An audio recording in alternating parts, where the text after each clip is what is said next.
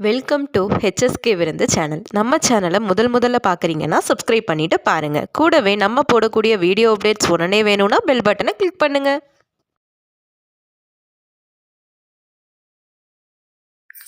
இன்னைக்கு நம்ம என்ன ரெசிபி பார்க்க போறோம்னா ஒரு சூப்பரான முட்டை குழம்பு தான் பார்க்க போறோம். அதுக்கு முதல்ல பேன் ஆன் பண்ணி அதில் 20 ml எண்ணெய் விட்டுடுங்க. அந்த எண்ணெய் ஹீட் ஆகட்டும். இப்போ எண்ணெய் சூடாயிடுச்சு. இதில் நான் இலை, பட்டை, கொஞ்சமாக சோம்பு, கருவேப்பிலை இது நாளையும் சேர்த்து வதக்கிக்கிறேன்.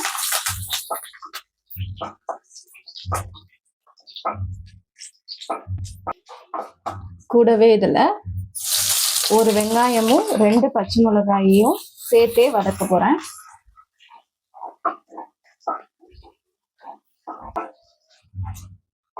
வெங்காயம் லைட்டா வதங்குற ஸ்டேஜ்ல இஞ்சி பூண்டு பேஸ்டும் சேர்த்து வதக்கி விட போறேன்.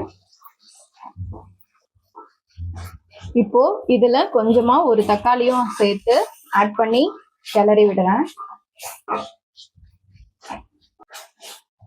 உப்பு சேர்த்துக்கிறேன். இப்போ இதுல இந்த குழம்புக்கு தேவையான மசாலாக்கள் தான் சேர்க்க போறோம். இதுல மஞ்சத்தூள், கரம் மசாலா, காஷ்மீரி மிளகாத்தூள் எல்லாமே ஒரு ஸ்பூன் எடுத்திருக்கேன். எல்லாத்தையும் சேர்த்து போட்டு இப்போ இதுல நான் கிளறி விட போறேன்.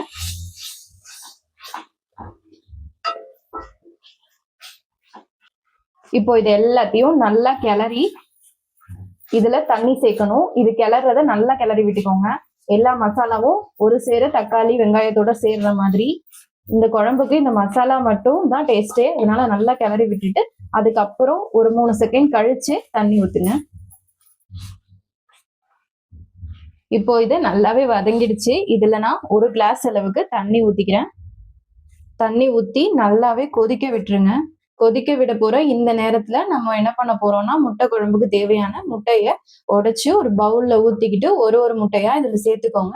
நான் 5 முட்டை சேர்க்க போறேன். உங்களுக்கு எத்தனை பேர் இருக்காங்களோ அதுக்கு தகுந்த மாதிரியான முட்டைகளை நீங்க சேர்த்துக்கோங்க உடைச்சு ஊத்தி.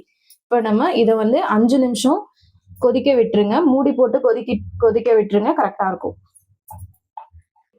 இப்போ கொதிக்க ஆரம்பிச்சிருச்சு. இப்ப நான் மூடி போட்டு அதை ஒரு 5 நிமிஷம் அப்படியே விட்டுடுறேன். இந்த கேப்ல நான் போய் முட்டையெல்லாம் உடைச்சு ரெடி பண்ணிக்கிறேன். இப்போ 5 மினிட்ஸ் ஆயிடுச்சு. இப்போ நான் முட்டையெல்லாம் ரெடி பண்ணிக்கிட்டேன். இப்போ நான் ஓப்பன் பண்ணா பார்த்தா நல்லா கொதிச்சுட்டு இருக்கா. இப்போ கொதிக்கும் போது இந்த ஸ்டேஜ்ல தான் நான் முட்டை எல்லாத்தையும் அதுல ஆட் பண்ண போறேன். ஒரு முட்டையா சேர்த்துக்கோங்க. இப்போ நான் 5 முட்டையை எடுத்து உடைச்சு ஒரு பவுல்ல வச்சிருக்கேன். அது எல்லாத்தையும் நான் பொறுமையா சேர்த்துக்கிறேன். பொறுமையா ஊத்துங்க குழம்புல. அடுத்த 2 முட்டையும் சேர்த்து ஊத்திட்டு பொறுமையா ஸ்லோல வச்சு ஊத்துங்க. கொத்தமல்லி மேல போட்டுட்டு மூடி ஒரு 5 நிமிஷம் மூடி போட்டுருங்க. அது வெந்துடும். வெந்த பிறகு நம்ம திறந்து பார்க்கலாம். 5 நிமிஷம் நான் மூடி போட போறேன். இப்போ 5 மினிட்ஸ் ஆயிடுச்சு. நான் இதை திறந்து லைட்டா முட்டைய இன்னொரு சைடு திருப்பி பார்க்க போறேன். ஒரு முட்டையா பாத்தீங்க அப்படின்னா லைட்டா தெரியும். பாருங்க, ஒரு முட்டை இப்போ இது இருக்கா, இது அப்படியே பெரட்டி போட்டுருங்க.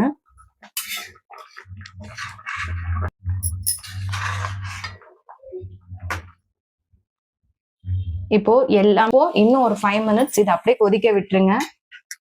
இப்போ நான் எல்லா முட்டையுமே பெரட்டி போட்டுட்டேன். இப்போ மூடி போட்டு இன்னும் ஒரு 5 நிமிஷம் மட்டும் விட்டுருங்க. அதோட குழம்பு ரெடி ஆயிடும். 5 மினிட்ஸ் ஆயிடுச்சு. இப்போ நான் திறந்து பார்க்க போறேன். முட்டை எல்லாம் பாருங்க நல்லாவே வெந்து வெளியில வந்துடுச்சு. எல்லா முட்டையுமே நல்லாவே வெந்துடுச்சு. அவ்வளோதான், நம்மளோட குயிக்கான ஈஸியான 15 மினிட்ஸ்லயே செய்யக்கூடிய முட்டை குழம்பு ரெடி ஆயிடுச்சு. இது ஒரு வகையான உடைச்சு ஊத்துன முட்டை குழம்பு தான். இப்போ பாத்தீங்கன்னா நல்லாவே முட்டை பாத்தீங்கன்னா எல்லா முட்டையுமே எடுத்து பார்த்தாலே தெரியும் நல்லாவே வெந்துருச்சு. இது ஒரு சூடான சாதத்துக்கோ இல்ல சப்பாத்திக்கோ தோசைக்கோ எதுக்கு வேணாலும் நீங்க சைட் டிஷ்ஷா யூஸ் பண்ணிக்கலாம். இப்போ முட்டை குழம்பு டேஸ்ட் பார்க்கலாம் வாங்க.